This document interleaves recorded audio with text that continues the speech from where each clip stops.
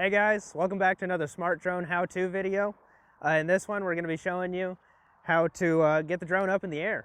So if you haven't already watched our video on assembling the drone and getting it ready to go, and also our mission planning video, now would be a great time to go and find those and watch through those so we can get started in this part.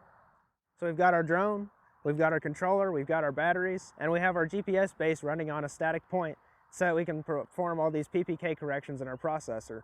All that's up and running, we're ready to go find a spot to go take off from. All right, so we found a nice takeoff location. So what we're looking for is a nice flat area with no obstructions or trees or anything overhead. And then also one final check is that, our legs are attached right. We want to make sure our blades look good, that we don't see any visible cracks, we don't feel anything along the leading or trailing edge, and that all of our arms are locked into place nice and securely. Once we've done that, we're ready to go. So now that we have it set in place and we're a safe distance away, we'll just slide to confirm, and the drone will take off.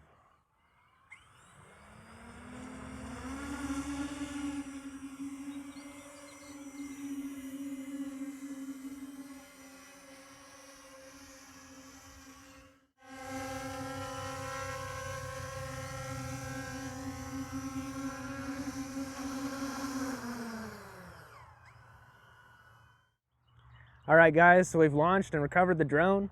We unplugged those batteries before we brought it up to the truck, of course, and we recommend you do the same.